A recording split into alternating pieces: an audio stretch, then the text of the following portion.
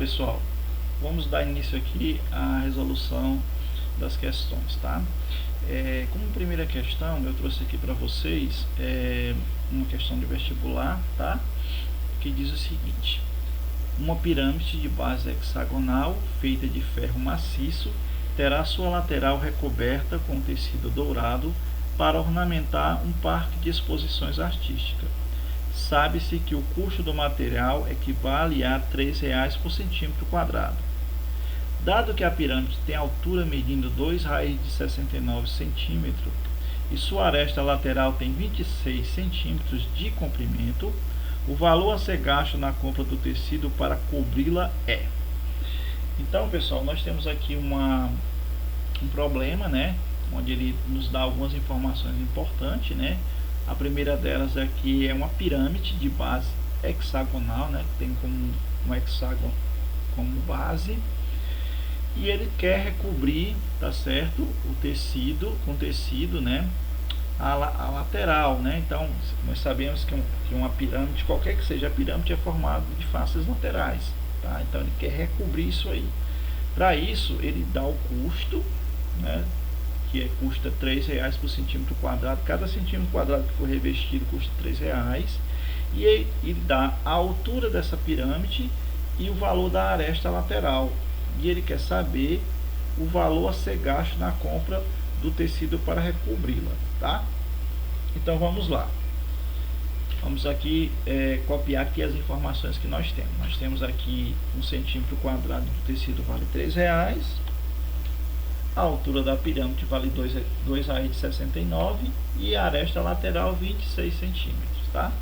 Vou trazer aqui o desenho da pirâmide para ficar melhor a nossa visualização, tá?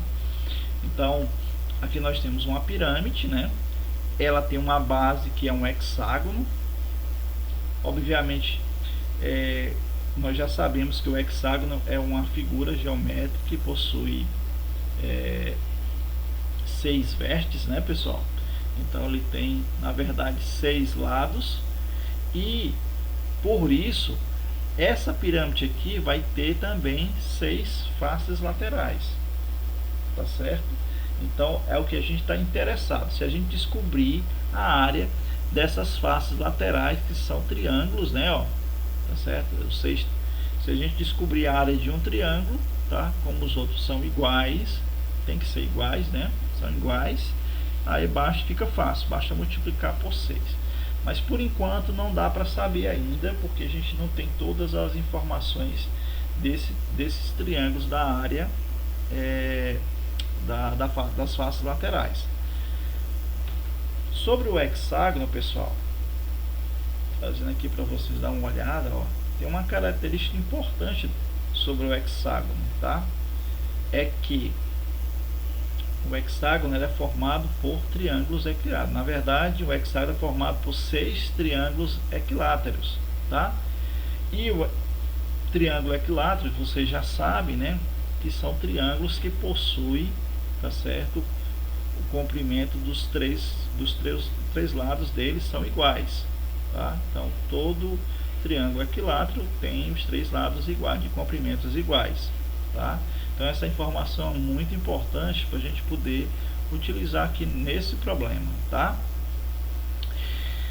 Se a gente traçar aqui da extremidade da pirâmide uma reta, tá? Ela vai ser perpendicular, tá certo, ao plano dado. No caso aqui ao polígono dado aqui, que é o hexágono, né? Tá? Então vai ser perpendicular à base desse hexágono, tá? E esse valor dessa altura aqui já é conhecido, foi nos dado aqui, tá? Outro detalhe importante é que também o problema nos deu aqui a aresta lateral, também é conhecida, ó, tá?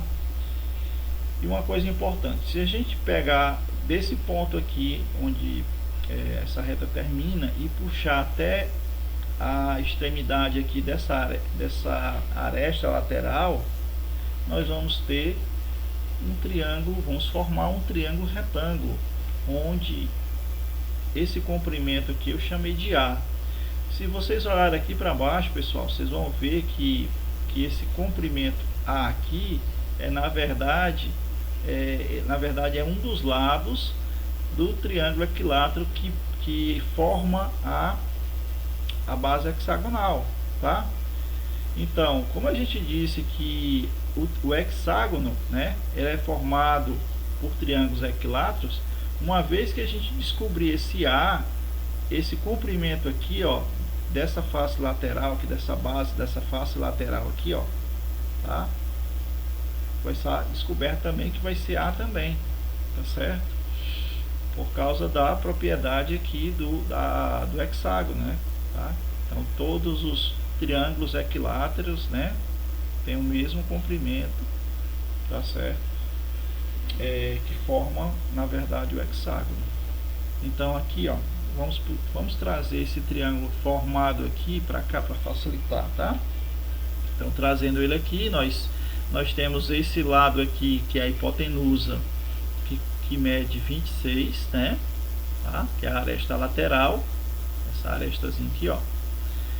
Nós temos o H, que foi nos dado, que é a altura da pirâmide, que é 2 raiz de 69. E nós temos aqui o A, que nós então estamos interessados em descobrir, tá? Então, por Pitágoras, nós temos que a hipotenusa ao quadrado vai ser igual à soma dos catetos ao quadrado, né? 2 raiz de 69 ao quadrado mais A ao quadrado. Portanto, fazendo as continhas, né? Então, 26 ao quadrado dá 676, 2 raiz de 69 ao quadrado dá 276, mais A ao quadrado. Extraindo o valor de A, nós temos que A ao quadrado vai ser igual à diferença entre 676 e 276, que dá 400. Portanto, o A igual a 20. Olha aí, coisa boa. A gente já descobriu esse A aqui, ó, que é a base dessa face lateral aqui, né, desse triângulo, né? Então aqui, ó, para calcular a área desse triângulo, né, basta que eu descubra quem é a altura dele. Pessoal, a altura desse triângulo aqui é diferente da altura da pirâmide, tá? Tá certo? Não vamos confundir. Então vamos lá, vamos para frente. Deu uma limpeza aqui para ficar melhor, tá? A gente acabou de descobrir o valor de A. E agora, o que eu vou fazer? Eu vou pegar esse triângulo aqui, que é uma das faces laterais, e vou colocar as informações que eu já tenho dele. Veja aqui, ó, que essa aresta lateral, essa aqui também é a aresta lateral, essa aqui também é. Então, esse triângulo que eu acabei de extrair, tanto esse lado como esse lado representam as arestas laterais e vale 26 centímetros, tá? Certo? 26 centímetros. E o A foi o que a gente descobriu aqui, que é a base. Então, para eu poder calcular a área desse triângulo, eu tenho primeiramente que descobrir quem é a sua altura. Ora, em um triângulo isósceles, ó pessoal, isso aqui é um triângulo isósceles, ó, ele tem os dois lados de mesma medida, tá? Então, uma característica importante do triângulo isósceles, a gente traçar a sua altura, ela divide o segmento da base exatamente no meio, tá? Olha aí, coisa legal. Então, se aqui daqui para cá vale 20, então cada pedacinho desse do vértice até ao centro vai valer 10. Olha aí. Olha que coisa interessante. Agora aqui eu tenho esse outro H que representa agora a altura desse triângulo mesmo, tá? Não é esse H aqui, ó, é diferente desse outro Hzinho aqui que a gente descobriu. Aliás, que foi até dado no problema, né? Bom, agora ficou fácil para eu descobrir essa altura. Basta eu usar um dos triângulos retângulos que formam esse triângulo equilátero, tá? Então, se eu pegar aqui, ó, hipotenusa ao quadrado desse aqui, ó, vai ser igual à soma dos catetos ao quadrado. 10 ao quadrado mais H ao quadrado. Então, fazendo as continhas, 26 ao quadrado, 676, que é igual a 10 ao quadrado, que dá 100, mais H ao quadrado. Portanto, extraindo o valor de H, fica H ao quadrado igual a 576. Extraindo-se a raiz quadrada de H de 576 ao mesmo tempo, nós vamos ter que H vai ser igual a 24 centímetros, né? Então, eu já tenho agora aqui a base do triângulo, já tem a altura, então para calcular a área é só aplicar a área de um triângulo, tá? Estou fazendo aqui a limpeza, tá? A área desse triângulo vai ser igual a base. Quanto é a base, pessoal? 20, 10 mais 10, né? Vezes 24, que é a sua altura, dividido por 2, que vai dar, ó, 240 centímetros quadrados. A questão está quase terminada. Isso aqui, ó, é a área lateral, né, de um dos triângulos, né? Mas, professor, são 6, exatamente. Vamos multiplicar por 6, tá? Então, a área de cobertura vai ser igual a 240 centímetros quadrados vezes 6, que vai dar 1440 centímetros quadrados. Então tá quase no final, né? Agora já tem uma área total de cobertura, basta agora, tá? Fazer as continhas aqui, porque cada centímetro quadrado equivale a R$3. Então vamos lá. Então, 1 centímetro quadrado equivale a R$3. 1440 centímetros quadrados vale quanto? X. Então, aplicando aqui, ó, produto dos meios é igual ao produto dos extremos. Então, vamos ter que 1 vezes x é x, 1440 vezes 3, que vai dar 4.320. Portanto, o valor gasto do tecido para cobrir a pirâmide vai ser de 4.320. Portanto, aqui a opção correta é a opção E. Ok, pessoal? Questão número 2, pessoal. Diz o seguinte: um retângulo com 6 centímetros de comprimento e 5 de largura será rotacionado de modo a gerar um cilindro. 2 cilindros diferentes podem ser formados. O cilindro número 1, né, o cilindro 1 é o sólido obtido a partir da rotação do retângulo em torno de seu maior lado. E o cilindro número 2, cilindro 2, né, é o sólido obtido a partir da rotação do retângulo em torno de seu menor lado. Bom, aí ele dá as seguintes respostas, né, que a gente vai ter que optar por uma delas, né? Ele pode ser que dê a comparação desses dois cilindros, que a área do cilindro 2 seja 20% maior que o 1, ou menor, né? A área do 2 é 10% maior ou menor, então as áreas totais de ambos os cilindros são equivalentes ou iguais, tá? Então, pessoal, na verdade, essa é uma questão que a gente vai ter que encontrar a área total, tá certo? Do cilindro 1 e do cilindro 2, né? Observar que a construção do cilindro 1 vai estar relacionada com a rotação em torno do seu maior lado, enquanto o 2 vai ser esse retângulo rotacionado em torno do seu menor lado, tá? Então, qual a estratégia aqui para a resolução desse problema? Seria descobrir, tá certo, enquanto ele faz a rotação em cima do maior lado, qual a área formada, tá? E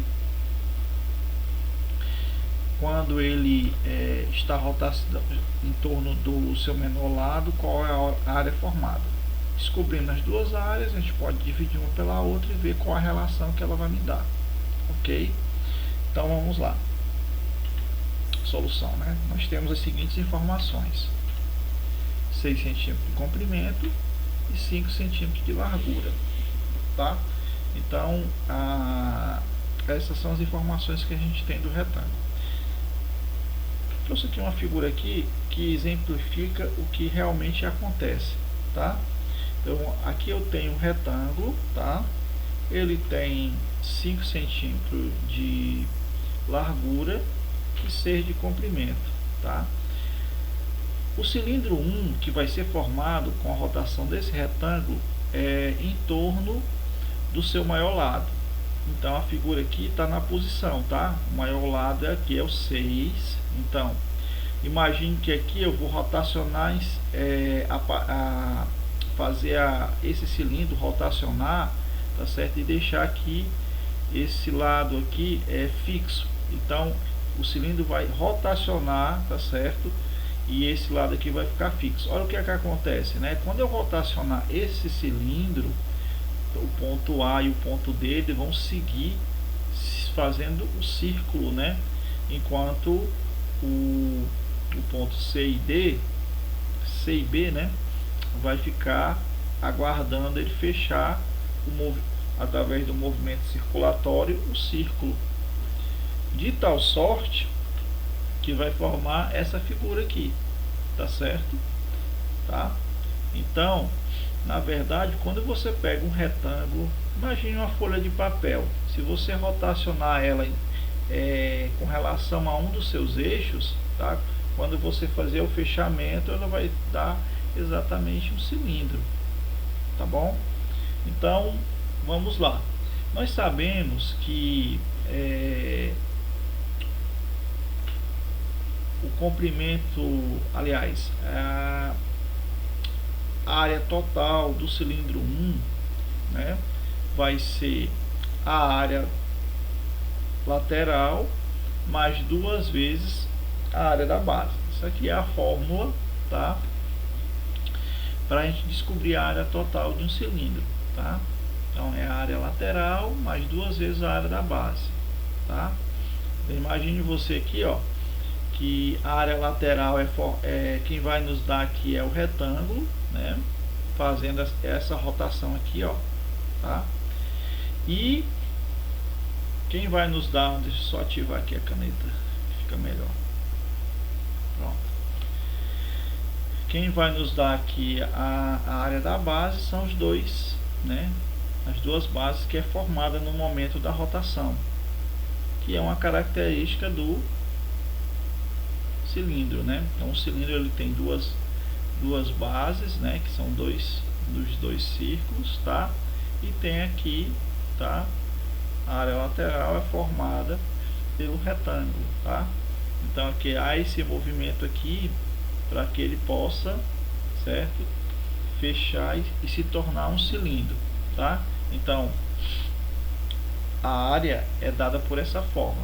Mas assim, e a área lateral como é dada, né? Então a área lateral é 2 vezes π vezes o raio vezes a altura, tá? Então na verdade a gente vai trabalhar com a altura, tá certo? Com π e vezes o raio, porque essa área lateral é formada, né, pelo movimento aqui circular aqui, né, da figura, né, no caso aqui é o retângulo, tá? Então é por isso que a área lateral é 2πr vezes a altura. E a área da base, professor? A área da base, o que é a base? Na verdade ela é um círculo, né? Então sua área πr ao quadrado.